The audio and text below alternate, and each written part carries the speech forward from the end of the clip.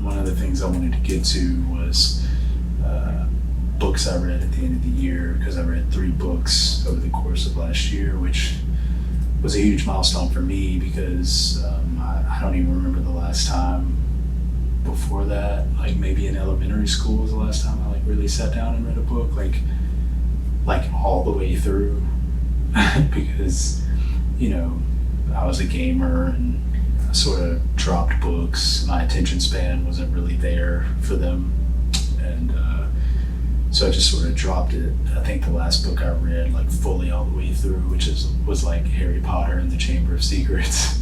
So which, yes, I'll also admit I haven't read all the Harry Potter books, and I haven't seen all the movies. So yes, as a cinephile, I can admit that I haven't seen all those, but I've been thinking about it a lot lately. But anyways, I sort of made it a point. I wanted to, the place I was in the past couple of years, I just needed to get sort of back on track. And when I was meeting up with Ethan and Mikal, I know Ethan suggested, I think he's the one that suggested Mastery to me by Robert Greene, and actually The War of Art. Yeah, both 2 of the books were his suggestions, and he let me borrow them. It was Mastery by Robert Greene and The War of Art by Stephen Pressfield.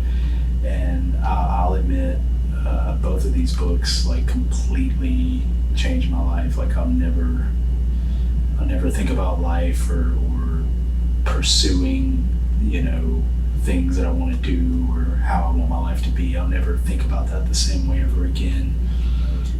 When you grow up with all these pressures of society and all these different things, your mind is in a different place. And then sort of like Robert Greene speaks about, growing up, you don't really know who you are. People tell you all these different things. You grow up with all these different ideologies and patterns and thoughts. And so these things control you. And so Mastery in The War of Art really helped me sort of break through those things and sort of see like, oh, okay, it's sort of programming. I mean, think of it sort of like a computer. To even some extent, sort of like the Matrix. Like, a lot of these things that we all deal with, like people, always want to be, well, how do you find the motivation? How do you do these things? Why? All these things, and you have to break through all these sort of barriers. But a lot of times you don't realize that it's not really other people or life in a sense. It's really just you. It's all really just you. It's all within you. It's you that's creating the barrier. It's you that's stopping yourself. It's you that's in the way.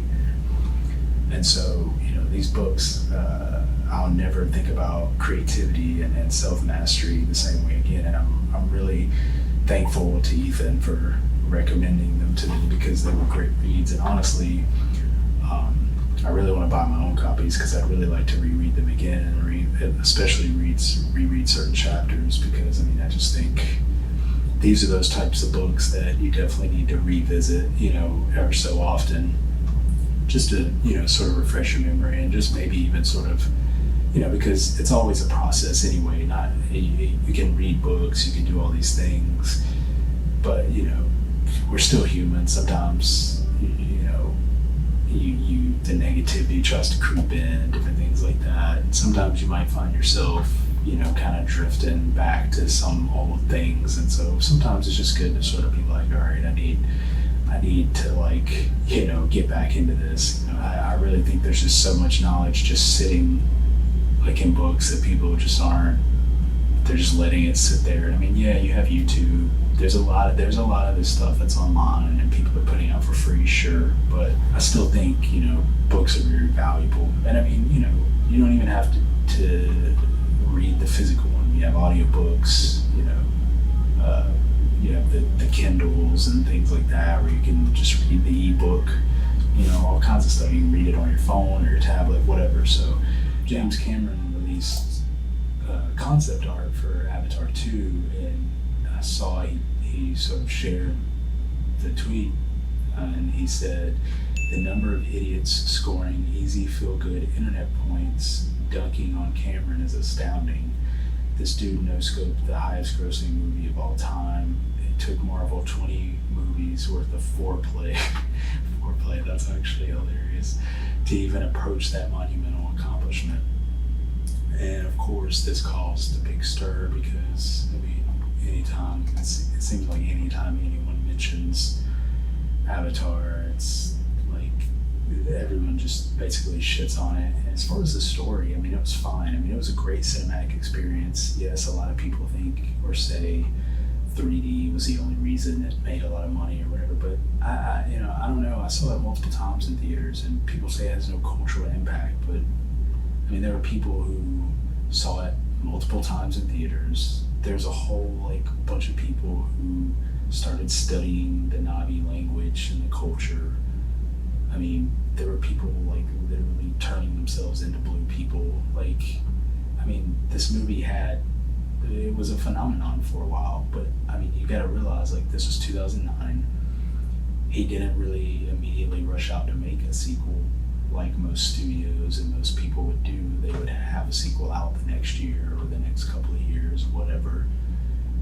But James Cameron decides to take his time with it, and he's very tech-centric anyway, and so maybe he felt like he needed, even though they created technology and pushed some boundaries and did some new things with the first one, maybe he just felt like they still needed some more for the 2 and 3. You know, I just don't understand. Here's a guy who is like, you know what, I'm creating something new, you know, a new universe, new thing, new story, whatever. You know, this isn't something previous. This isn't from a book or a comic book or a video game, whatever. Like, this is my own thing.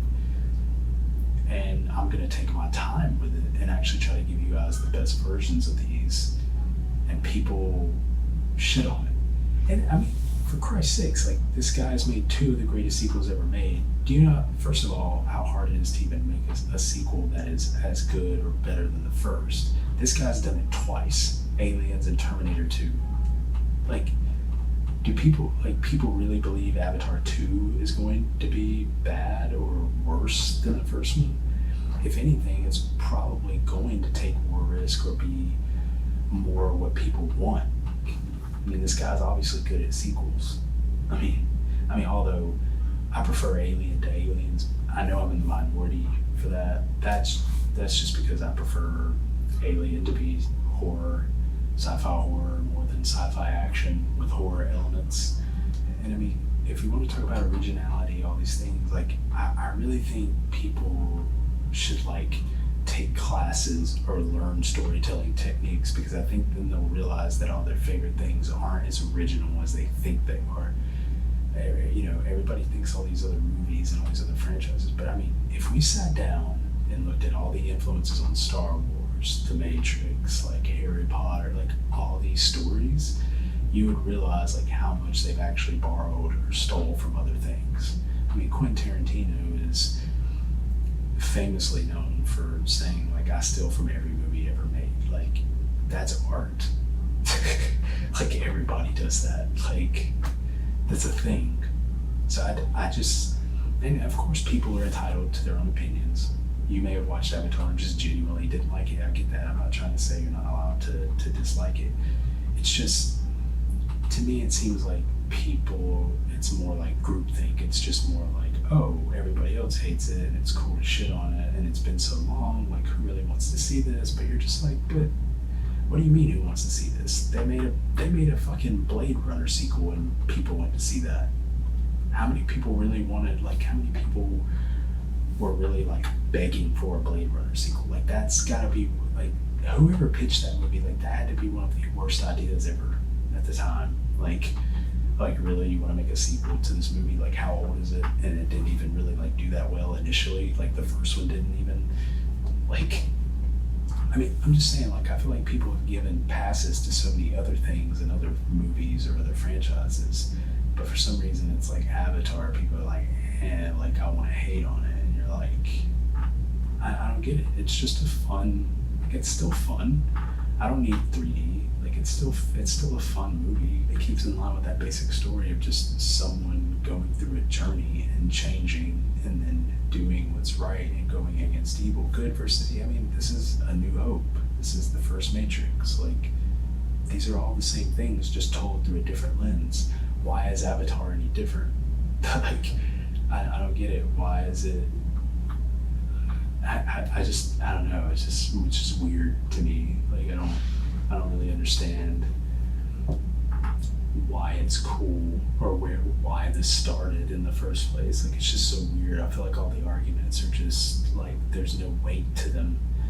I mean, if you want to talk about the movie itself, that's fine, but it just seems like everyone talks about everything other than that. The money doesn't matter. The 3D doesn't ultimately matter. Like, I mean, if you want to talk about that, like, did Avengers Endgame have to, like, release multiple times after it got out of theaters the first time just to beat Avatar? Like, I mean, I'm just saying, like, you want to talk about gimmicks, like, and I don't think the 3D was even a gimmick. Like, that was in there from the start. Like, James Cameron, it was a technological achievement. He wanted to push the boundaries of 3D and what you could do with it. So, I don't know. It's just odd. Like, but I honestly believe I think it's just all talk anyway. I believe once Avatar 2 actually drops, especially that first trailer, I think once or a teaser, however they decide to go about it, I believe once something tangible comes out. I mean, the concept art looks interesting. Some of the jokes are kind of funny. It does kind of look like, some of it kind of is reminiscent of like PS2 era stuff. Like, it does kind of look like if Avatar had a PS2 game, like this would be like on the back of it. So, I mean, some of the jokes are kind of funny, but I believe once there's something more tangible, like footage or a teaser or an actual trailer, I believe things will be a lot different. I think everyone is, saying all these things, but I think come showtime, I think everyone will, show up, and I think it'll be fun. And I think because it's extending the universe and expanding on the story, and depending on what the story's going to be, we don't even know what the story is. That's another thing. Like, no one even knows what it's even going to be about necessarily, other than I think the most we know is it's just going to kind of expand. So once we get some sense of like what's even going to happen or what's it going to be about, that could completely change the landscape. Because what if it's something that's really interesting? I don't know. So I mean, personally, I'm excited. I liked Avatar. I really got into it. Like, I even remember buying like the Blu-ray set that had all the special features on it. Like, I watched the shit out of that. I loved the behind the scenes. I liked it. Like, I never saw like what was so wrong with it. Like, and I knew even back then that it was like a pretty basic story. So I don't know. It's just weird. Like, yeah, I mean, of course, opinions are opinions, but I do firmly believe that a lot of the opinions are just because of other people's opinions. That's just me personally. I believe a lot of people are just kind of joining in the group think, and they're just like, this is just a terrible movie because blah blah blah. Like, it's like, okay, but what about your actual opinion though? Like, what you sit down and watch the movie and tell me what you think. Don't regurgitate what you've seen on Twitter or Reddit or YouTube. Like, tell me what you actually think. Like, actually critique the movie, not the 3D, not the money, like, not James Cameron. Like, what do you think about the actual movie?